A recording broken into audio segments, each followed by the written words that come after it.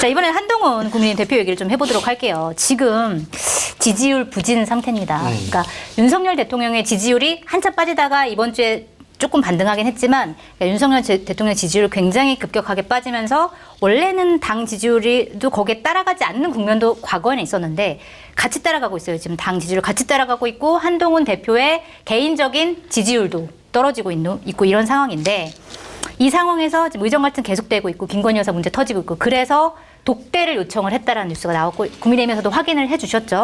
자, 그러면 독대를 요청한 이유 일단 처음에 궁금하고 그 다음에 국민의힘에서는 아니 그 대통령실에서는 이거 누가 흘렸냐 이거 지금 한동훈 대표가 지금 언론 플레이하는 거 아니냐 요거 두 가지에 대해서 조금 말씀을 여쭤볼게요.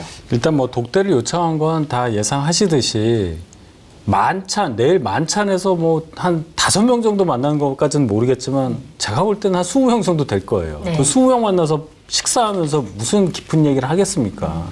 그냥 안녕하세요 하다 보면 또 5분 가고 뭐 이런 식으로 간단 말이에요. 네. 그러니까 대통령과 만나서 성과를 내는 성과라고 인정될 만한 메시지가 나오려면 두 분만 얘기해야 된다는 필요성. 그건 아마 누구라도 긍정을 하실 거예요. 그래서 지금 절박한 상황이고 또 그 여야 의정 이 협의체 말 꺼낸 사람이 한동훈 대표니까 네. 여기에 대해서 성과를 내기 위해서라도 대통령과 단둘이 만나서 대화하고 싶다는 요청을 한 거라고 봐야 되겠죠. 네. 그런데 이제 어제 보도가 나온 게 독대 요청을 했다는 게 보도가 되니까 네. 이제 용산 대통령실하고 이제 당에서 서로 이제 여러 얘기가 나오잖아요. 이거는 제 생각은 그래요. 대통령께서 체코 가셔서 여러 외교 활동을 하시고 성과를 얻고 어제 오셨는데 네. 그럼 이제 용산 대통령실 입장에서 당연히 이게 뉴스 좀 많이 나오고 그렇죠. 국민들한테 좀 성과? 인정도 받고 가뜩이나 지지율도 좀 안 좋은데 이걸로 좀 이렇게 하고 이런 생각을 당연히 한단 말이에요. 근데 이게 또 묻혀버리잖아요. 네.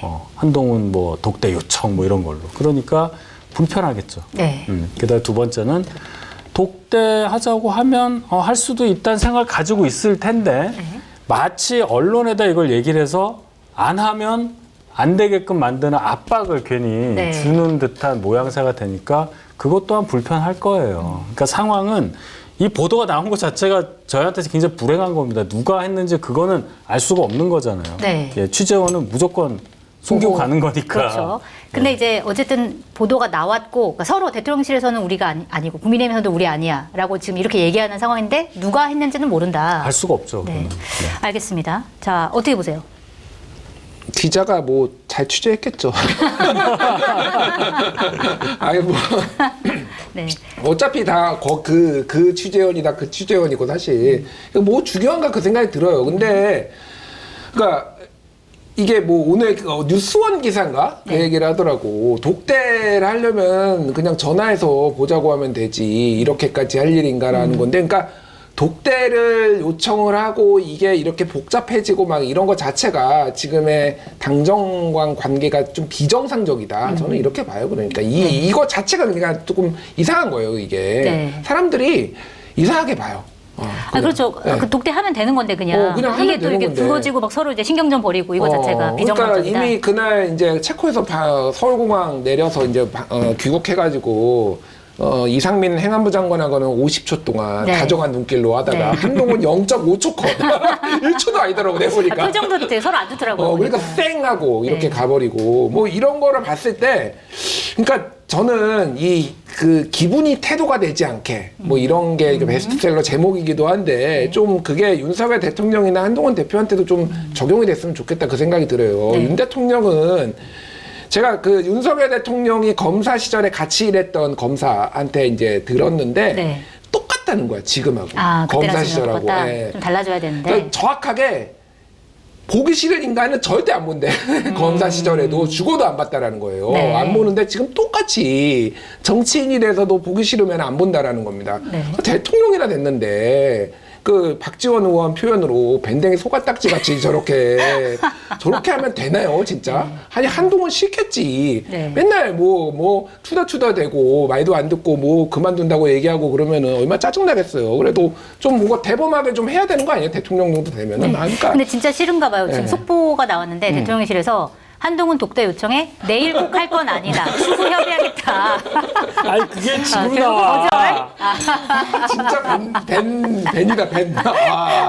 정말. 결국 거절한 걸로 받아들여야 되는 거 아닌가요, 저거는? 사실은? 네. 저는 한동훈 대표가 저렇게 이제 요청을 한 거는 당연히 성과를 내야 되고 지금 2달 됐는데 아무것도 뭐 성과가 없다. 지금 제3자 추천 특검도 말 바꾸기 했네 논란도 있고 뭐 없다고 하잖아요.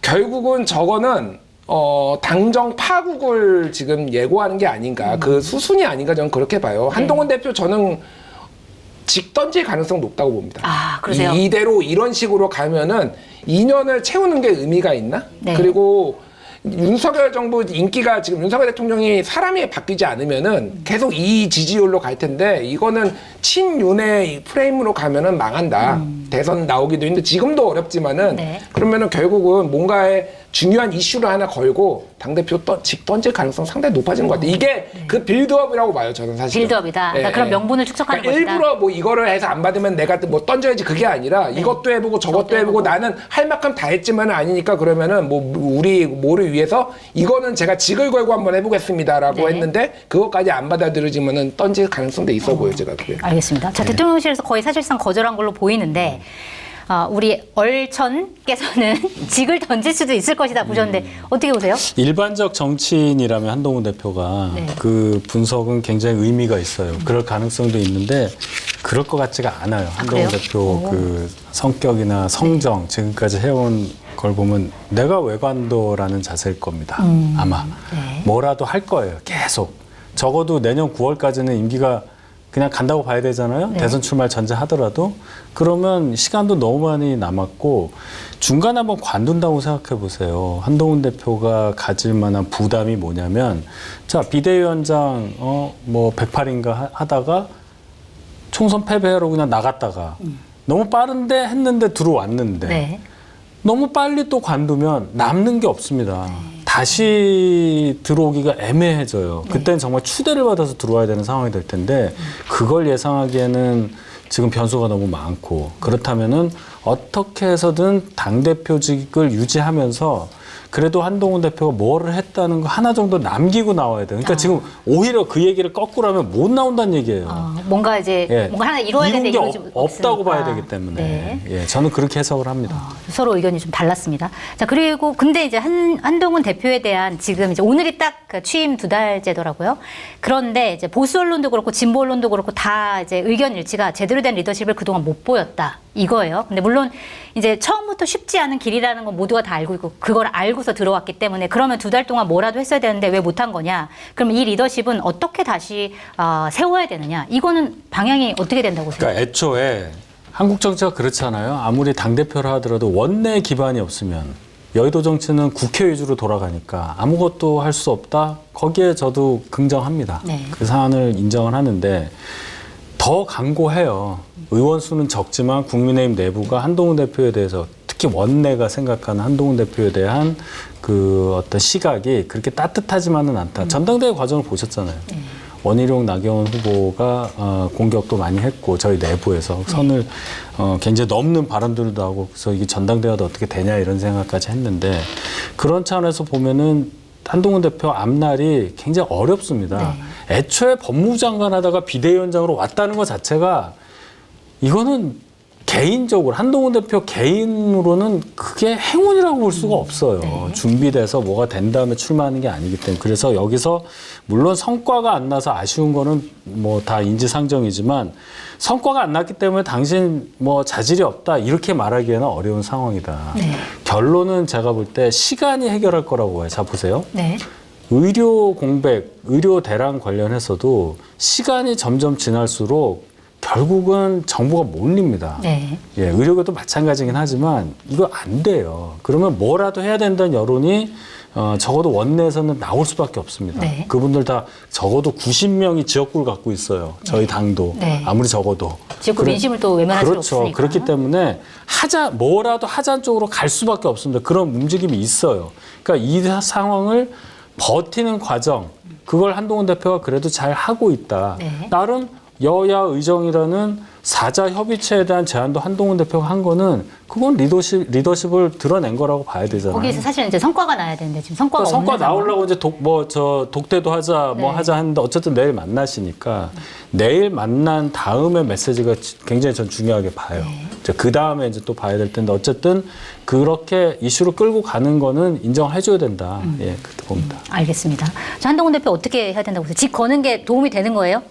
그러니까 지금 당장 걸 수는 없죠. 네. 그러니까 뭐가 이제 여건이 무르익는데 제가 지금 당장 직을 던진다고 한 건 아닌데 네. 한동훈 대표는 비대위원장 시절에도 그때 4월 1일에 대통령 담화 1시간 동안 혼자 열심히 뭔가 50몇 분 동안 말씀하셨을 때 당에서 난리가 났잖아요. 그때. 드럼통이 뒤에 있습니다. 조심해 주세요. 그러게요. 그러니까 그렇게 했는데 그때도 비대위원장 나 이거 관둘 수 있다 막 그때 그 언론 보도로 나왔잖아요. 그러니까 네. 저는 뭐 꼭 그게 바람직한 게 아니라 약간의 그 충동적인 게 한동훈 대표도 있기 때문에 네. 약간 저는 그 가능성이 있다라고 보는데 이제 완전 무대뽀로 하지는 않을 거다. 근데 어쨌든 승부를 걸어야 되는 타이밍이 온다라고 하면은 아마 할 것 같고 네. 국민의힘에는 인용한 의원이 있습니다. 네. 예. 그러니까 별로 의료 이거에 별로 신경 안 쓸 거예요. 어차피 인용한 의원이 다 이게 민원은 다 처리해 주실 테니까. 그 의미였군요. 예. 90명의 민원을 다 처리할 수 있나요? 뭐 지금 어쨌든 민원을 순차적으로 계속. 잘 처리해 주실 거예요. 인용한 의원이 확실한. 네. 아니 그 진짜로 대한민국에 아직도 청탁이 된다라는 거를 확인된 거잖아요. 인용한 의원의 당내 주가가 얼마나 올랐겠어 지금. 지역에서 난리거든요 지금. 아니, 의사 출신 안철수 의원도 계시고 한데 안철수 의원은 좀 안 통하고. 그러니까 민원은 뭐 통한다? 어쨌든 네. 시간은 한동훈 대표 편이라고 말씀하셨는데 저는 그렇게 보지 않아요. 윤석열 대통령은 상남자잖아. 네. 예. 전광판을 보지 않습니다. 그거는 그렇군요. 지금 뭐 오늘 또 갤럽 말고 저기 리얼미터 또 올랐잖아요. 네. 30.3으로 다시 앞에 소폭 앞자리 3점 반등했습니다. 소폭 반등했잖아요. 네. 그러니까 뭐 이렇게 그냥 지리멸렬하게 이렇게 맨날 갈 것 같고 당에서는 조바심이 나고 뭐 이런 상황이 될 것 같아요. 그래서 저는 이게 이제 가장 아킬레스건의 김건희 여사, 네. 김건희 특검법으로 보아요, 사실은. 김건희 특검 거부권 행사하고 그게 부결됐을 때 그때 아마 지지율 1 찍을 거고 제가 뭐 19% 뭐 이런 거 네. 나올 가능성 높고 국민의힘도 폭망했을 때 그때 이제 어떻게 될 거지? 해필을 그게 저거거든요. 보궐선거 직전이에요. 네. 네. 이게 우리 네티즌 용어로 그런 용어가 있어요. 금융치료 좀 받아야 된다. 금융치료. 금융치료가 뭐냐면은 이제 고소고발 당해가지고 벌금 내고 합의금 내야지. 네. 국민의힘은 선거치료 좀 받아야 돼요. 제가 보기에는. 그래야 정신 차립니다, 지금. 네. 선거치료 받아야 선거치료, 된다. 선거 결과 지금 어떻게 될지 몰라요. 그렇게 낙관할 수 있는 게 아니에요. 알겠습니다. 네. 시간이 해결해 줄 것이다. 시간이 해결해 주지 못한다. 이렇게 두 분의 의견 들었고요. 방금 말씀하신 리얼미터 요 결과는 34.3% 지지율 나왔고 자세한 사항은 중앙선거 여론조사 심의위원회 홈페이지를 참조하시면 됩니다.